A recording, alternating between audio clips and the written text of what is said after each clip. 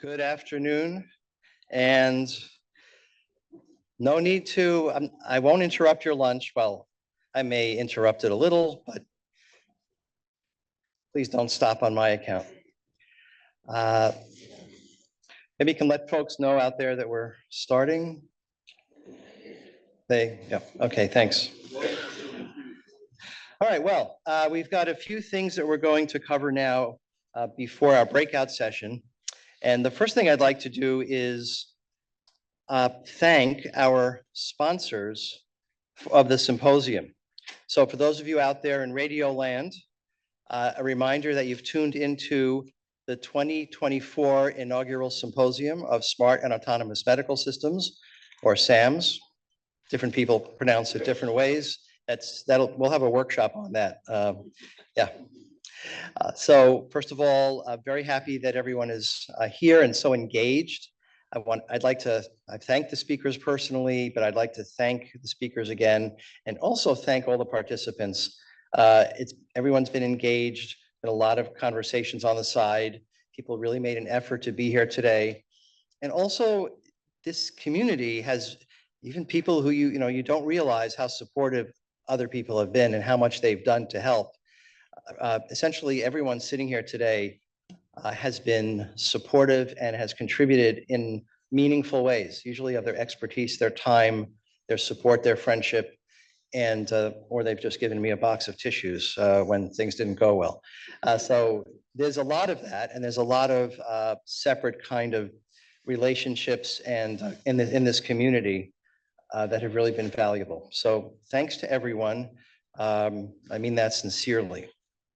I'd like to explicitly thank our leadership sponsor, as you can see on the screen, Nihon Koden, who has been involved with us in a number of ways through collaborative research that's been US government funded, for example, remote control ventilator work. We talked about that before under the NetSyn Tide project, but also through other collaborations and work. And we really appreciate the sponsorship today.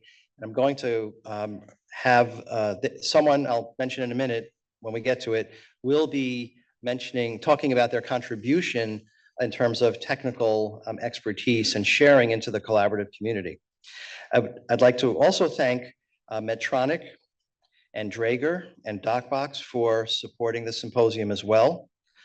And this has really been helpful and meaningful.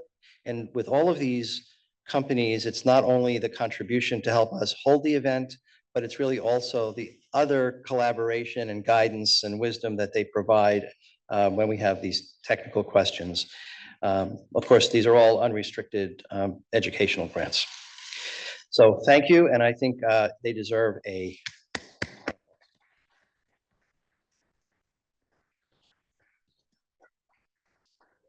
Now, I'd also would like to point out that on the page that's on every table, there's a QR code on each side of this page.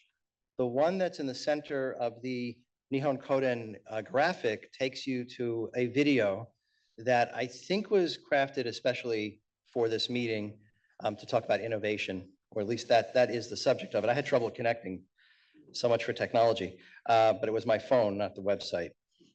The other side of the page is another QR code that takes you to our website to make it easier to see some information. So there are QR codes there. And speaking of QR codes, while we're on the topic, I wanted to point out explicitly for those who've asked and wasn't sure what this is about, on your agenda, there's a QR code which takes you to the speakers page with bios and photos. So that's what that is on the agenda. Okay. So with that, actually, intended to go to the video. Oh, that's the video. Well, that's amazing. Okay, so we have a 5-minute video. We're going to start by not running the video yet, but just explaining what you're going to see. So last week, we ran a live demonstration of remote control of Ventilator, which I've alluded to. And what I'm going to do now is just quickly point out the components of the demonstration from the lab. So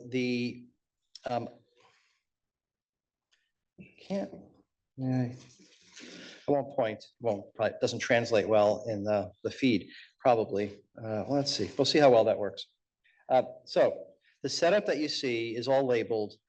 Start at the top where it says critical care ventilator. So that arrow is pointing to a critical care ventilator. This happens to be an NKV 550 critical care ventilator.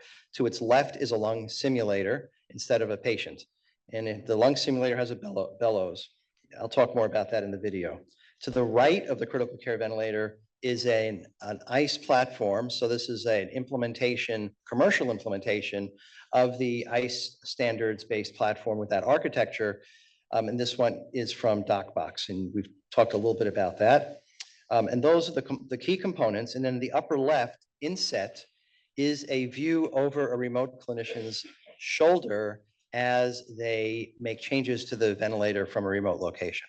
Of course, all locations are in our lab, but the key is that the remote clinician laptop is going out of the lab through the internet to the cloud and then back into the lab to control the ventilator. So there'll be control of the ventilator and data from the ventilator displayed both remotely and locally. So the ICE platform is local, it's not going out over the network, but the remote clinician is going out over the network. And in the lab, we can change bandwidth and cause the systems to fail and stress test it and so forth. So there'll be sound, there'll be audio from this, so I'll stop speaking and we're going to roll the video.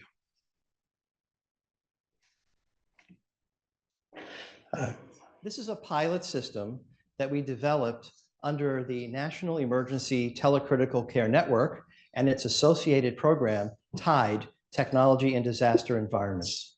What you can see here is a critical care ventilator from Nihon Kohden. It's the NKV 550. And this is a very commonly used lung simulator.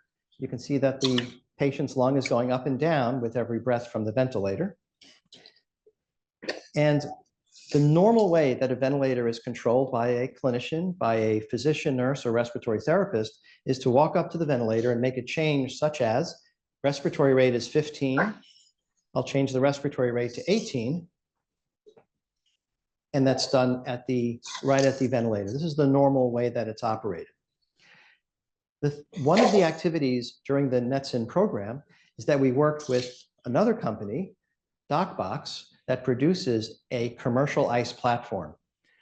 The DocBox ICE platform is connected directly to the ventilator, which enables it to display all of the information that you see on the ventilator is displayed there as well.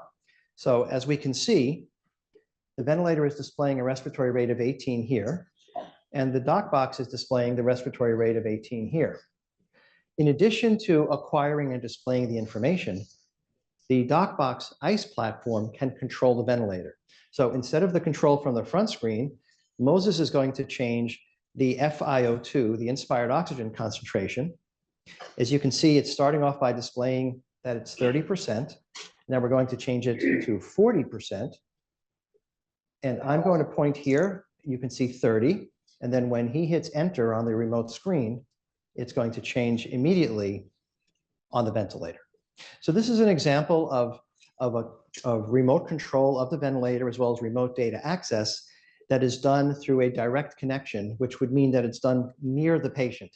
The DocBox device might be directly at the bedside or possibly outside the room, but not farther away than that. So the next thing we're going to look at is going to be long distance or far remote control over the internet. And if the scenario might be that the person at the bedside needs help from a clinician who's an expert in that patient management or use of the device, or perhaps it's a completely remotely managed patient in conditions where we don't have enough expert clinicians at the bedside. As we can see, the patient is being ventilated with FiO2 of 30 and at a respiratory rate of 16. And the same information is displayed here, FiO2 of 30 and a respiratory rate of 16. Now the remote clinician is going to change the FiO2 from 30 to 50. And this is being done over the internet connection. And there it is, it's changed to 50 here, and it's changed to 50 here. And we're going to change the respiratory rate from 16 to 18. It's changed here, and it's changed there. So as we can see, it's possible to change the ventilator settings remotely over the internet and to do that reliably and securely. And this is part of the reason that we established this test bed in our laboratory to prove the performance and capabilities of these new technologies. Cut. Thank you. I'd like to give a shout out to some folks who enabled us to do this work. One of them is Matt Quinn, Science Director of Tatric. He's right over there. Thank you, Matt. Supported by his daughter in the project. Also, I alluded and mentioned the cybersecurity work, and that was done with MITRE and both Margie, sorry, I surprised you guys. They're eating. Margie Zook and Penny Chase are here, and they were a critical part of the project, especially on the cybersecurity side. It really took a village, and I'm missing lots of people, but I'm not going to miss out on calling our MDPNP team to come up here and at this point, Colin and Braga and Yi and Moses and Simon, are you? Yep, you're coming up too. Also, Loretta. Let's see. I wanted to recognize a few other people. Mike Jaffe, are you? Yeah, are you there? It's kind of short. It's hard to see, Mike. Here we go. We're going to take a picture. Let's go that way. Oh, wherever you want me to. So Colin is our program manager, so he's telling me where to stand. We're standing on the chair. We'll stand on the chair. Loretta, Mike Jaffe. So first things, I'll go back to Mike in a second. Let's just take a picture.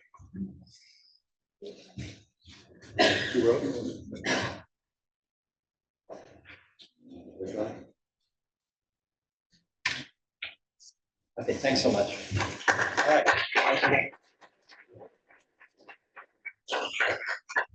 So Yi Zhang, who's walking down the stage right now, I'd like to announce that he was just promoted to the Associate Director of our program.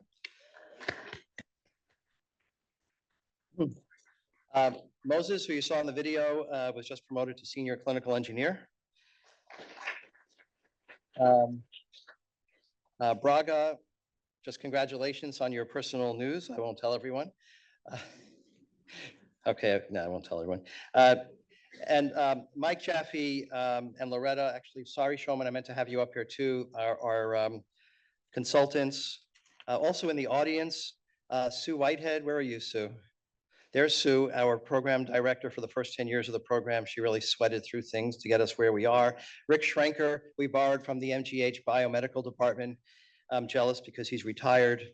Dave Arney, I don't know if you're still here, who recently, who was with our program for quite a while. And Jeff, is Jeff Plord still here? No, okay. All right. So thank you, folks. I hope I didn't forget anyone else in the team. A lot of people have been involved in our work for quite some time. Now we're going to focus on the collaborative community that we've been alluding to. So let's talk about the collaborative community. So we've been talking about smart and autonomous medical systems. We've been talking about the fact that it takes a community to do all this work. But there is something else that has formed, and that is an entity called the collaborative community. And I'm going to explain what that is, where it came from, and how you will be able to be involved. At least I hope you'll be involved.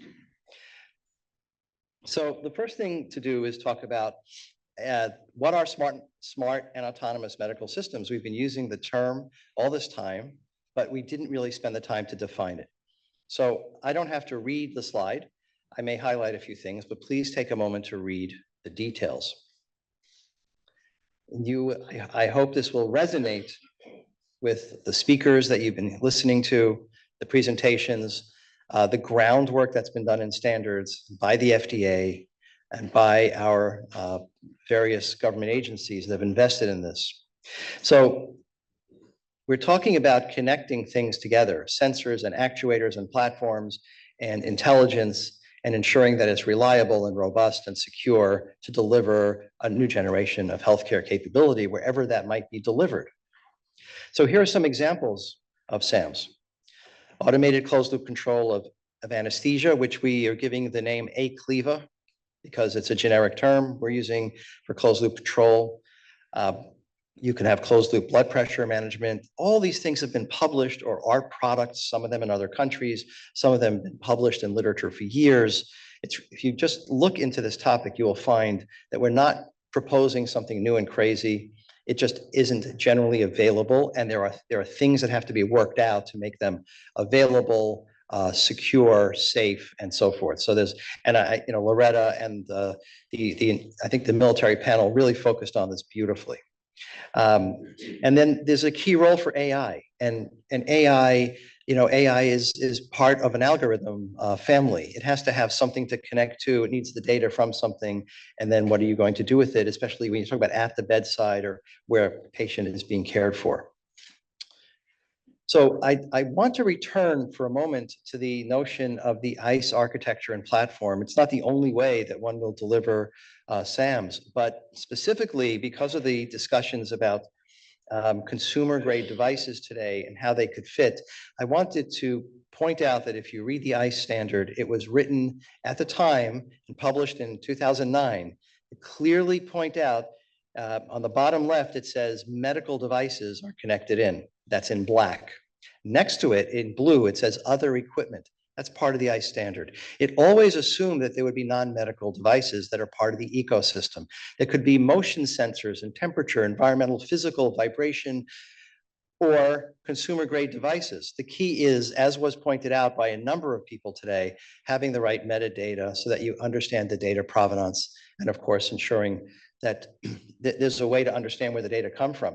By virtue of the platform, you are enabling capabilities that would not necessarily be available on a medical device or other sensor because they're too burdensome potentially, or they use too much computing power, such as isolating the system, adding cybersecurity, maybe controlling access and logins and things like that. And that's why the platform offloads a lot of the requirements, functional requirements, technical requirements, security requirements, by isolating things to a platform.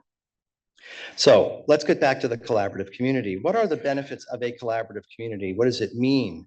Well, the collaborative community, the idea is that by working together, we can accomplish something that no single vendor, manufacturer, entity, researcher can do on their own. If you can do it on your own, it's probably been done already. Maybe not been done that well or as good as you can. But there are things that we can do together, especially in the pre-competitive space. So I'll again allow you to read through this slide. I want to point out that I borrowed many of these concepts and language directly from the FDA website, which I'll show to you. So these are snippets from the FDA website, and the QR code will take you there, or you could Bing it. Can you still Bing? All right, anyway, you can search for it. And I just captured the bottom of a list of collaborative communities that the FDA Center for Devices and Radiological Health, CDRH, participates in. And those include at the bottom three, the last one is the newest one, which is the Smart and Autonomous Medical Systems Collaborative Community. But there are others that are really important and useful, such as Open Oximetry Collaborative Community, which is quite new. So what can SAM's collaborative community deliver? So again, the focus is on pre-competitive information, things that we can share, information that manufacturers typically don't share today. They've never really had a reason, but now there will be a quid pro quo. By sharing into the community, they can gain back. And you'll see some more specifics in a moment. So the list here, as you can see, includes concept of operations, description of system components, because we need a shared vision of what we're going to deliver. And we want everyone to know how they can contribute and where the gaps are. And so we have to lay that out and share that information. Now, there's a kind of more focused benefit to manufacturers that could help them bring products to market either more predictably or faster. And that includes access to pre-competitive risk management information. If we, from different perspectives, different clinical perspectives, we may see different clinical hazards, but the manufacturer has to see a wide swath of those, the full breadth of them, at least to deploy it into a clinical environment that specific environment. So it may not be relevant if they're deploying something into a hospital ICU to know what the issues are going to be out in the field in an austere environment, but it will matter what the nursing considerations are, clinical engineering considerations for device management, patching, and so forth, security, and of course, the clinical use. So as you can see, there's an opportunity for everyone to contribute and accelerate the development and deployment of technology. Now, I'm not going to read through this, but I'd like to point out that the foundation for the collaborative community started back in the beginning with the FDA workshop in 2010, but then accelerated over the last 5 years. And we started to write papers with this concept. You can search for publications. There have been government grants that have funded some of the work that's been shared publicly. And then as we accelerated during this calendar year, it culminated with the FDA's recognition of the collaborative community on April 30th, and also with another participating government agency, which you'll hear about in a moment. So we are anticipating, and this is where we need community input, that these are the top projects that will really help us accelerate the development of the technologies. Closed loop control for closed loop control of anesthesia, which requires externally controllable IV pumps. You have to control the pump. The risk management considerations for these, and the test benches and test methods, the kind of work we do in our lab today. And of course, we won't be the only ones doing that. We can share what we learn and others can share with us. And of course, the cybersecurity that's applicable to SAMS. So who is participating in the collaborative community? Well, I mentioned, of course, the FDA. I didn't mention that there has been formal approval and participation now by the American Society of Anesthesiologists, the Anesthesia Patient Safety Foundation, the Society for Technology and Anesthesia, and a number of manufacturers are already participating and contributing content. In a moment, we'll provide some details. Just want to finish this kind of thread that these are complex systems. There will be layers of things that we have to learn. Medical device informatics aspects, terminology and nomenclature. Dr. Stephen Dane has talked about this in his work and in his chairmanship of the ISO standards committees. The test beds, how do manufacturers test these systems today? How has the government tested systems like this, and so on. So with that, I'd like to ask Colonel Pamplin to comment on the TATRIC participation. If you'd like to come up here, please do. And then I'd like to tee up Hagit from Nihon Koden, who's going to speak about their contribution in a moment. Thank you, sir. Appreciate it. For those who didn't see it before, I would just like to also take this moment of opportunity just to publicly thank Julian for, I did a little bit of it last night, but then I also took the opportunity to thank him on behalf of the TATRIC organization in the military. We have a tradition where we provide coins. Apparently that tradition has grown beyond the military because all the speakers today are now getting coins from Julian. But historically, commanders have purchased coins as a way to say thank you in a little tiny token to the people that they want to acknowledge and be appreciative of. The traditional military use of coins is usually in a bar. Where if you do not have your unit coin on you, then you pay for the drinks. So for the future reference, if I guess I'm not carrying the MDPMP coin in my pocket, or he's not carrying TATRIC, we'll know how to divide the bill up in the future. But again, I did provide it to Julian a little bit early because of both his contribution to supporting the military warfighter, to supporting TATRIC over the many years, and then me personally for the mentorship that I commented on last night.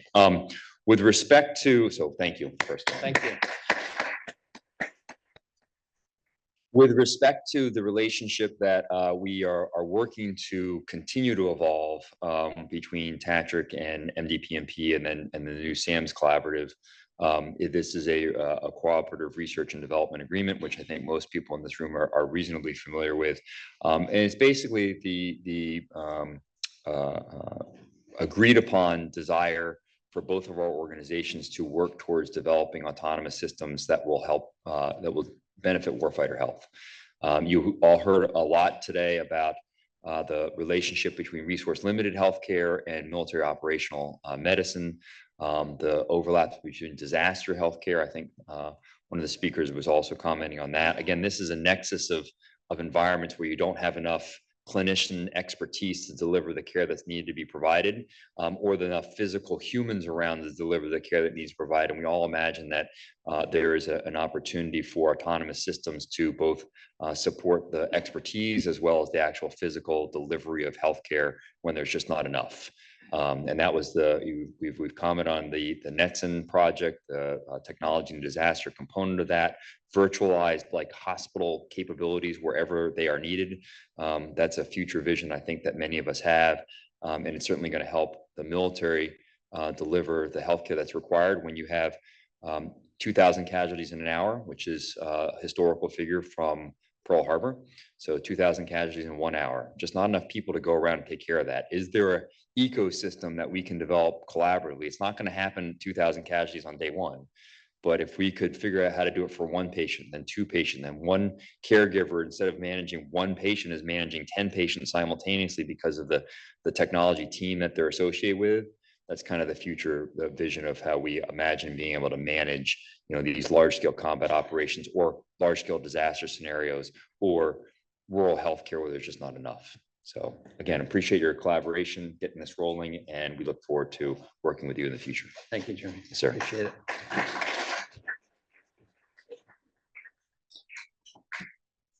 Please come up.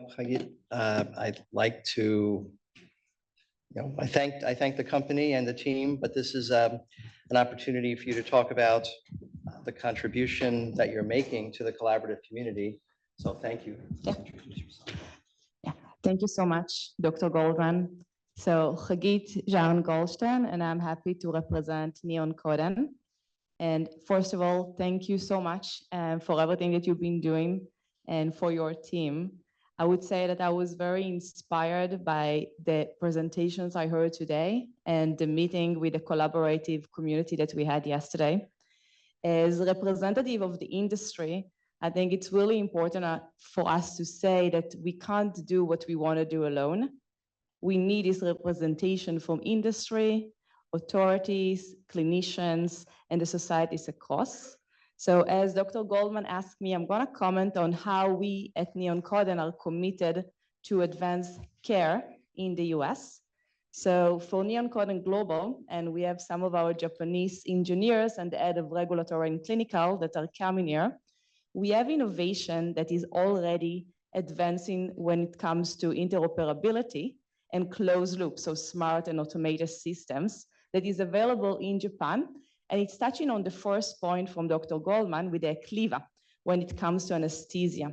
That system works cross-manufacturer. So it's a system that involves a software solution from Neon Coden that titrates the most three common TIVA drugs.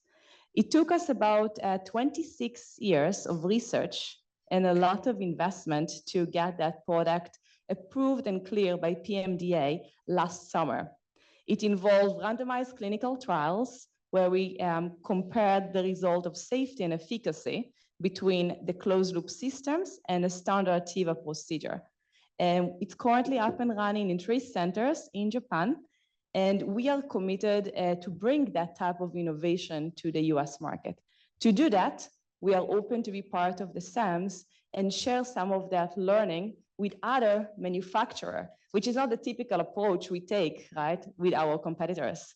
But we are committed as a company to do that. And I think a lot of it is inspired by what you have kind of envisioned for me as the future for us all together. So thank you so much for this partnership. And I'm looking forward to the workshops later. All right, thank you.